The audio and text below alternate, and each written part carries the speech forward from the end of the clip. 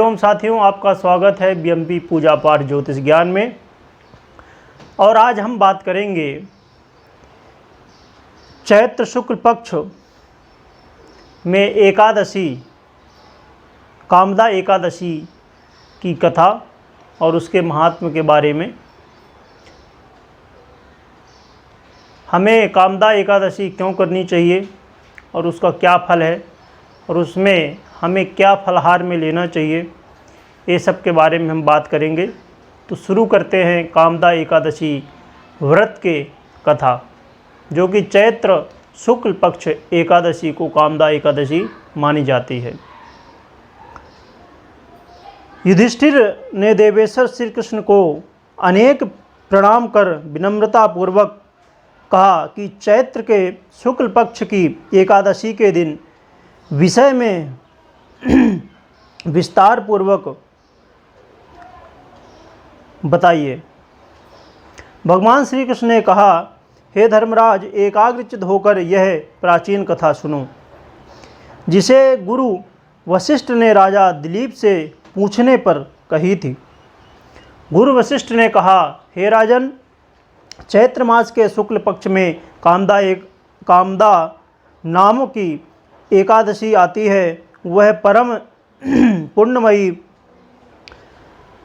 पुण्यमयी है। यह सभी पापों को जलाकर राख के समान नाश कर देती है। यह पुत्र पौत्र देने वाली होती है।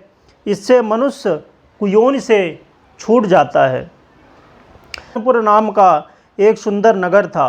वहाँ पुंडरीक आदि महाभयंकर नाग निवास करते थे। पुंडरीक नाम का नाग वहाँ राज्य करता था। उस नगर में गंधर्व, किन्नर और अनेक अप्सराएं भी निवास करती थी। वहाँ एक श्रेष्ठ अप्सरा थी जिसका नाम ललिता था। उसके साथ ललित नाम वाला एक गंधर्व भी रहता था। वे दोनों पति पत्नी के रूप में रहते थे। दोनों ही एक दूसरे को बहुत प्यार करते थे और परस्पर काम से पीड़ित रहा करते थे। ललिता के हृदय में सदा पति की ही मूर्ति बसी रहती थी और ललित के हृदय में सुंदरी ललिता का नित्य निवास था। उन्हें वियोग पसंद नहीं था। एक दिन नागराज पुंडरीक राजसभा में बैठकर गंधर्वों द्वारा गायन वादन का आनंद ले रहे थे। वहाँ पर ललित गंधर्व भी गायन वादन कर रहा था। किसी कारण से उसकी प्रियतमा ललिता वहाँ नहीं आई थी। गाते गाते उसे ललिता का स्मरण हो आया। अतः उसके पैरों की गति रुक गई और जीभ लड़खड़ाने लगी। वह अशुद्ध गायन कर रहा था।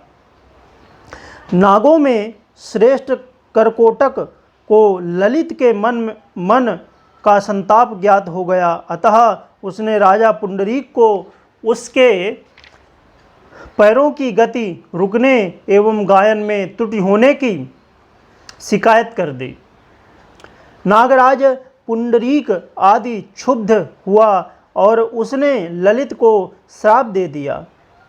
दुर्बुद्धे, तू मेरे सामने गायन करते समय पत्नी का स्मरण कर रहा है, अतः तू नरभक्षी राक्षस हो जा और अपने किए का फल भोग। श्राप मिलते ही वह ललित गंधर्व विकराल राक्षस रूप बन गया और कर्म का फल भोगने लगा। उसकी पत्नी ललिता अपने पति की विकराल आकृति देख मन ही मन बहुत दुखी हुई और अपने पति के उद्धार का मार्ग सोचती हुई घने जंगलों में पति के पीछे पीछे घूमने लगी। एक दिन अपने विंध्याचल पर्वत पर चली गई। वहाँ वन में उसने एक सुंदर आश्रम दिखाई दिया, जहाँ पर श्रृंगी मुनि शांत बैठे हुए थे। मुनि को प्रणाम करके खड़ी होकर प्रार्थना करने लगी, हे मुनिदेव, मैं बहुत दुखी हूँ, आप मेरी विपत्ति का निवारण कीजिए। ललिता ने कहा, हे मुनि श्रेष्ठ, मेरा नाम ललिता है। मेरे पिता वीर ही महात्मा की पुत्री हूँ।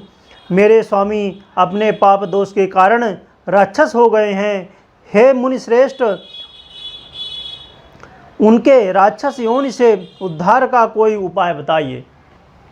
श्रृंगी मुनि ने कहा, हे गंधर्व कन्या, इस समय चैत्र मास के शुक्ल पक्ष की कामदा नामक एकादशी तिथि है, जो सब पापों को हरने वाली है।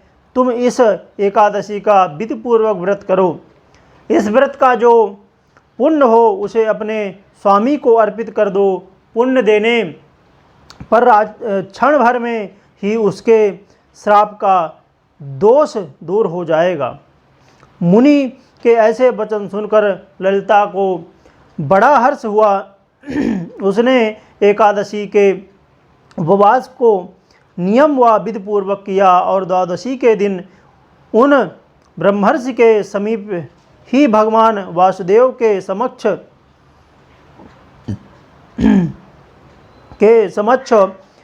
अपने पति के उद्धार के लिए वह यह वचन कहा, मैंने जो यह कामदा एकादशी का उपवास व्रत किया है उसका फल मेरे पतिदेव को प्राप्त हो। हे प्रभो, उसके पुण्य के प्रभाव मेरे पति का राक्षस भाव दूर होकर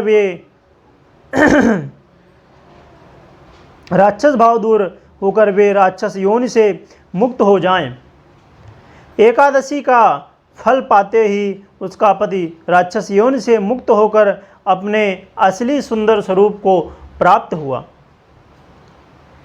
फिर वे दोनों अनेक सुंदर वस्त्रों तथा आभूषणों से अलंकृत होकर पुष्प विमान द्वारा स्वर्ग को चले गए।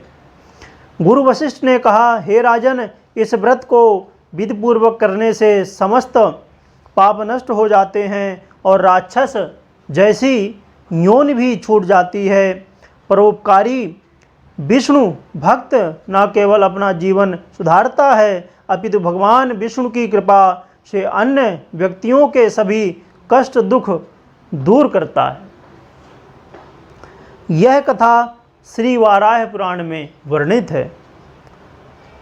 इस दिन क्या फलाहार करना चाहिए, जैसे हमने बात किया कि इस दिन हमें क्या फलाहार करना चाहिए, तो इसमें बताया गया है कि इस दिन लूगों का सागार लेना चाहिए। लूगों अर्थात औगा का फल जो होता है उसे लेना चाहिए और साथ में दूध दही फल आदि ले सकते हैं। जो मौसम के फल हैं उन्हें हम ले सकते हैं। तो इस तरह एकादशी की कामदा एकादशी की कथा रही। तो बहुत बहुत धन्यवाद।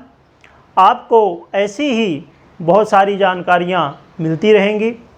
आपको वीडियो अच्छी लगे तो लाइक करें, शेयर करें और चैनल को सब्सक्राइब ज़रूर करें। बहुत बहुत धन्यवाद।